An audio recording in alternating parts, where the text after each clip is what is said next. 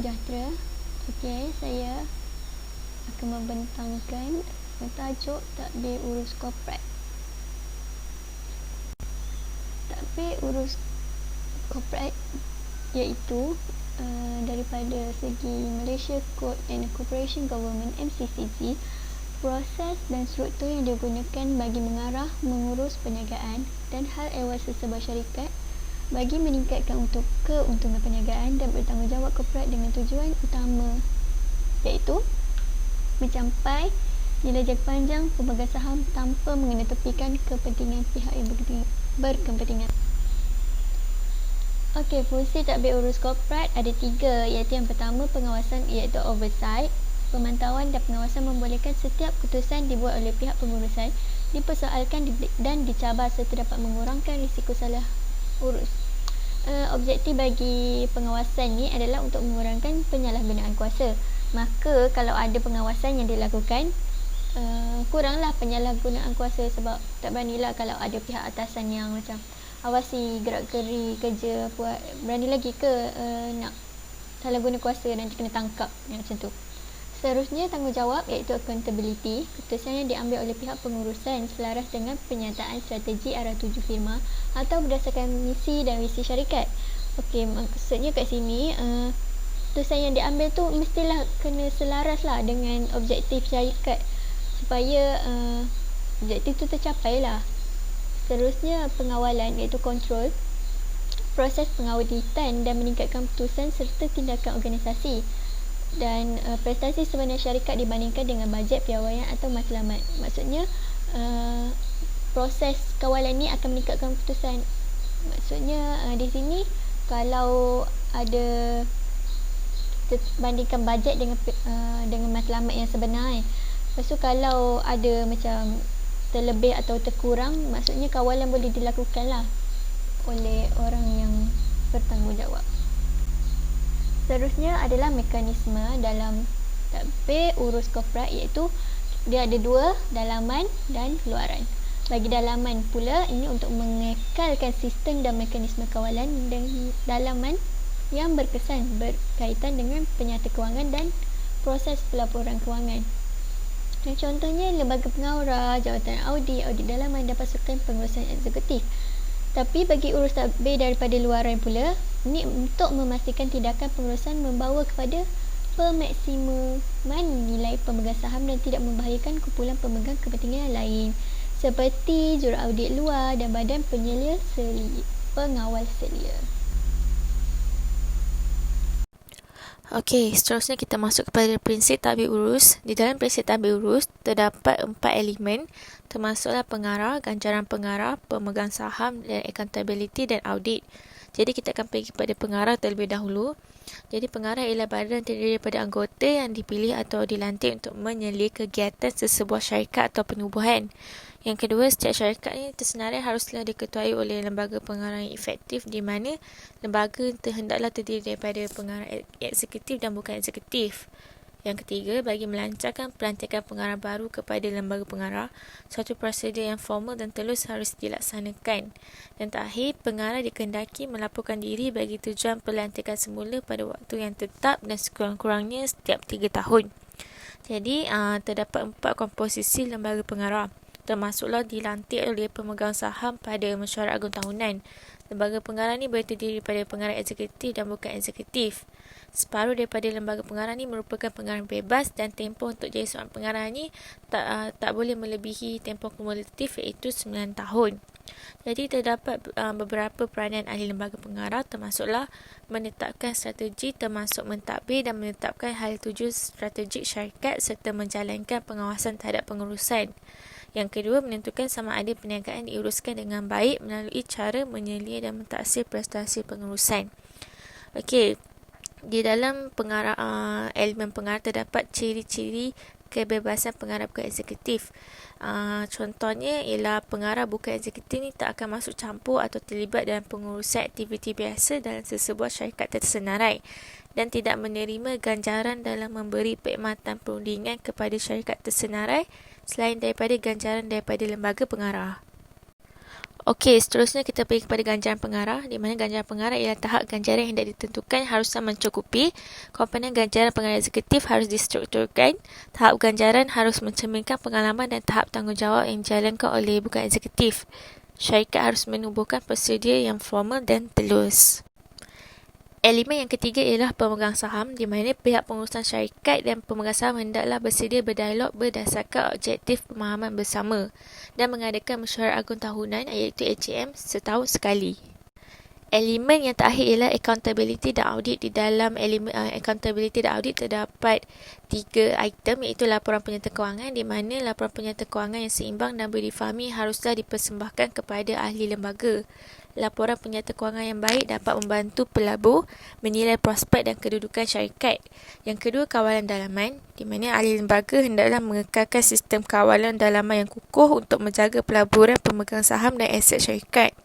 Dan yang terakhir, hubungan dengan juraudit. Pengaturan yang formal dan telus haruslah didirikan oleh ahli lembaga bagi mengekalkan hubungan yang profesional dengan juraudit syarikat. Assalamualaikum warahmatullahi wabarakatuh dan salam sejahtera. Saya Nurul Zalika binti Aznan. Saya akan meneruskan perbincangan topik ini dengan amalan baik tadbir urus. Amalan baik tadbir urus korporat terletak di bahagian kedua di dalam Kod Malaysia bagi tadbir urus korporat. Bahagian ini dia menerangkan tentang amalan-amalan baik yang harus dilaksanakan bagi syarikat yang tersenarai untuk memperoleh tadbir urus korporat yang baik. Amalan baik tadbir urus korporat membantu pihak juru audit dan pengurusan syarikat untuk mengenal pasti atau merancang supaya dapat membantu syarikat mereka dalam membentuk pendekatan bagi tadbir urus korporat. Terdapat 4 komponen besar di dalam amalan baik tadbir urus. Yang pertama adalah jawatan kuasa audit, yang kedua adalah tanggungjawab jawatan kuasa audit, ringkasan aktiviti utama oleh jawatan kuasa, dan yang terakhir adalah hak jawatan kuasa audit. Saya akan membincangkan tentang yang pertama dahulu, iaitu jawatan kuasa audit. Di dalam bahagian ini, terdapat penyataan mengenai jawatan kuasa audit. Penumbuhan jawatan kuasa audit menjadi keperluan wajib kepada semua syarikat tersenarai di Bursa Malaysia mulai tahun 1994 lagi. Pada mulanya, lembaga pengarah akan melantik jawatan kuasa audit yang terdiri daripada sekurang-kurangnya 3 orang pengarah di bilangan majoriti, dan mereka seharusnya bukanlah berada di dalam 3 golongan ini. Golongan yang pertama adalah pengarah-pengarah eksekutif syarikat atau mana-mana perbadanan yang berkaitan. Yang kedua, seorang isteri atau suami, ibu atau bapa, adik perempuan atau kakak, anak lelaki atau anak angkat lelaki atau anak perempuan atau anak angkat perempuan seseorang pengarah eksekutif syarikat atau mana-mana perbadanan berkaitan. Dan yang ketiga adalah seseorang yang mempunyai pertalian yang mana mengikut pendapat lembaga pengarah akan menjejaskan pengadilan bebas di dalam menjalankan fungsi-fungsi satu jawatan kuasa audit. Seterusnya bergerak pula kepada komponen yang kedua, iaitu tanggungjawab jawatan kuasa audit. Tanggungjawab jawatan kuasa audit adalah mencadangkan kepada lembaga tentang pelantikan dan pelantikan semula tahunan bagi juru audit luar. Yang kedua, memastikan bahawa laporan kewangan telah disediakan dan dengan mematuhi keperluan perikanan yang sepatutnya. Yang ketiga, menyemak bentuk prosedur-prosedur audit yang akan dilaksanakan. Yang keempat, membincangkan sebarang masalah dan keraguan yang timbul dengan semua juru audit. Dan yang terakhir adalah mengkaji surat pengurusan dari juru audit luar dan memastikan jabatan audit dalaman mempunyai sumber yang mencukupi. Komponen yang ketiga pula adalah ringkasan aktiviti utama oleh jawatan kuasa. Aktiviti utama jawatan kuasa yang berhubung dengan audit dalaman adalah menyemak program audit, skop, prestasi dan hasil penyiasatan juru audit dalaman serta mengawasi pelaksanaan program supaya peliputan audit dalaman yang memadai diberikan. Yang kedua, hanya jawatan kuasa sahaja yang boleh mempertimbangkan dan meluluskan atau sebaliknya segala permintaan dari pihak pengurusan kanan untuk personal audit dalaman bagi tugasan bukan audit. Dan yang ketiga, memastikan kebebasan audit dalam entiti dari aktiviti-aktiviti yang mereka audit dan pelaporan pertalian antara ketua juru audit dalaman dengan pihak pengurusan atasan. Seterusnya, jawatan kuasa yang berhubung ringkasan aktiviti utama oleh jawatan kuasa yang berhubung dengan audit luaran adalah memastikan pelantikan juru audit luaran dan juga melihat kepada kebebasan dan keberkesanan kerja audit mereka. Yang kedua, setiap keputusan juru audit luaran dan laporan tindakan susulan terhadap juru audit luaran juga perlu ditinjau oleh jawatan kuasa audit.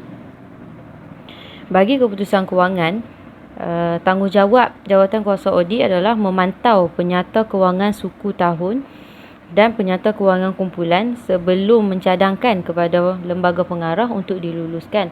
Yang terakhir adalah urus niaga pihak yang berkaitan. Jawatan kuasa audit, dia haruslah membuat peninjauan ke atas urus niaga dengan pihak berkaitan dan kecukupan langkah kumpulan untuk mengenal pasti, memantau dan melaporkan setiap urus niaga dengan pihak yang berkaitan. Komponen terakhir di dalam amalan baik tadbir urus adalah hak jawatan kuasa audit. Jawatan kuasa audit mempunyai hak untuk menyiasat perkara yang di bawah bidang mereka dan juga mempunyai hak untuk mendapatkan sumber dan kemudahan untuk menjalankan tugas mereka dengan lancar. Selain itu, jawatan kuasa audit juga mempunyai hak untuk mendapatkan laluan untuk mendapatkan sebarang maklumat yang diperlukan untuk menjalankan tugas mereka. Bukan itu sahaja, jawatan kuasa audit berhak mendapatkan nasihat profesional luar jika diperlukan dan terakhir sekali, dia juga mempunyai hak untuk berkomunikasi secara terus dengan juru audit luar maupun juru audit dalaman. Okey, kami telah memilih kes audit iaitu WorldCom pada tahun 2001. Jadi, WorldCom ni merupakan sebuah syarikat telekomunikasi kedua terbesar di Amerika Syarikat pada suatu masa dahulu. Namun, ia terkenal mungkin disebabkan oleh skandal perakaunan besar-besaran yang berlaku sehingga menyebabkan syarikat itu mengajukan perlindungan ke bankruptan pada tahun 2002. Jadi, eksekutif WorldCom ni setiap efektif dia memasukkan nombor perakaunan syarikat tu sehingga meningkatkan aset syarikat sekitar 12.8 bilion. Jadi kemuflisan drastik yang berlaku ni menyebabkan kerugian besar bukan terhadap pelabur tetapi juga peruncit pekerja. Jadi skandal WorldCom ni dianggap sebagai satu jenayah korporat yang paling terburuk dicatat dalam sejarah lah. Dan beberapa eksekutif yang terlibat dalam penipuan tersebut tu bertanggungjawab atas pelibatan mereka. Jadi disebabkan oleh penipuan yang dilakukan, aset WorldCom ni dia terus melambung sehingga capai 11 hingga 12.8 bilion. Jadi dia seterusnya menyebabkan 30,000 pekerja diberhentikan kerja dan kerugian sebanyak 180 bilion untuk pelabur. Seterusnya adalah latar belakang syarikat. Syarikat WorldCom merupakan penyedia perkhidmatan telefon jarak jauh untuk perniagaan lain dan penduduk setempat. Bermula sebagai sebuah syarikat kecil yang dikenali sebagai Long Distance Discount Services LDDS. WorldCom mempunyai 85 orang pekerja di mana semua pekerja itu terdiri lebih daripada 65 buah negara. Ebers direkrut sebagai pelabur awal syarikat dan menjadi CEO syarikat pada tahun 1983. Ebers membantu mengembangkan pelaburan kecil untuk menjana pendapatan sebanyak 30 bilion dolar dan syarikat memperoleh 60 pemerolehan perniagaan telekomunikasi lain dalam masa kurang daripada 1 dekad. Okay, seterusnya saya akan teruskan dengan fakta kes di mana pada tahun 1999 pertumbuhan pendapatan bagi syarikat WorldCom menjadi perlahan dan harga saham mereka semakin jatuh. Maka pembelanjaan WorldCom sebagai peratusan dari jumlah pendapatannya meningkat kerana kadar pertumbuhan pendapatannya menurun. So kat sini dapat tengoklah jumlah pendapatannya meningkat tapi pertumbuhannya menurun dalam kadar yang menurun. Seterusnya, pendapatan WorldCom mungkin tidak memenuhi jangkaan penganalisis Wall Street dan WorldCom menggunakan jumlah wang yang disimpan dalam simpanannya untuk menanggung liability bagi syarikat-syarikat yang diperolehnya sebanyak 2.8 bilion dan memindahkan wang itu ke dalam garis pendapatan penyata kewangan. Pada tahun 2000, Worldcom mula mengklasifikasikan perbelanjaan operasi sebagai pelaburan modal jangka panjang. Maka dekat sini mana boleh salah lah kan, perbelanjaan operasi tapi dia jadikan sebagai pelaburan modal. Seterusnya dia juga menyembunyikan perbelanjaan ini dengan cara memberi mereka 3.85 bilion lagi. Mereka juga menambahkan catatan jurnal dengan perbelanjaan komputer sebanyak 500 juta, tetapi dokumen sokongan untuk perbelanjaan tersebut tidak pernah dijumpai. Maksudnya dia tambah aja catatan jurnal tu tapi tak ada bukti, contohnya macam reset apa benda semua tu. Okey, kita pergi pada isu kes. Yang pertama, adakah Rizab merupakan amalan perniagaan biasa? Yang kedua, siapa yang harus dipersalahkan di dalam kes ini? Yang ketiga, apa yang salah dengan memfailkan perbelanjaan sebagai pelaburan? Yang keempat, mengapa akaunten-akaunten di Worldcom ni tak dapat menemui masalah tersebut? Dan yang terakhir, apa yang dilakukan oleh Worldcom untuk dapatkan perakaunan yang betul? Kita dapat beberapa hujahan kes, termasuklah kes tersebut ni telah dibongkarkan oleh seorang wanita bernama Cynthia Cooper, di mana beliau ni merupakan seorang pekerja yang menjalankan pemeriksaan langsung pada buku-buku syarikat yang berpusat di Mississippi. Jadi Cynthia Cooper ni merupakan juru audit dalaman dan berdasarkan tugas yang telah dilakukan, beliau mendapati bahawa dalam jangka masa hampir 1.5 tahun, ketua pegawai kewangan syarikat iaitu Scott Sullivan yang membantu membina perniagaan dengan Mr. Albers telah menggunakan teknik tidak ortodoks untuk menjelaskan caj yang dibayar kepada syarikat telefon tempatan untuk selesaikan panggilan jarak jauh Worldcom. Jadi penipuan itu melibatkan salah satu kos terbesar syarikat. Jadi disebabkan penipuan yang telah dilakukan, dia telah meningkatkan keuntungan Worldcom sebanyak ratusan juta. Seterusnya dia bantu syarikat tu untuk catat hasil yang baik sepanjang tahun lalu. Sementara industri komunikasi dunia yang lain dia terus catat kemerosotan melampau. Jadi penipuan ini dilakukan melalui cara dia putar belikkan angka Worldcom sebanyak 4 bilion, hampir 6 kali dalam buku-buku Enron yang berpusat di Houston.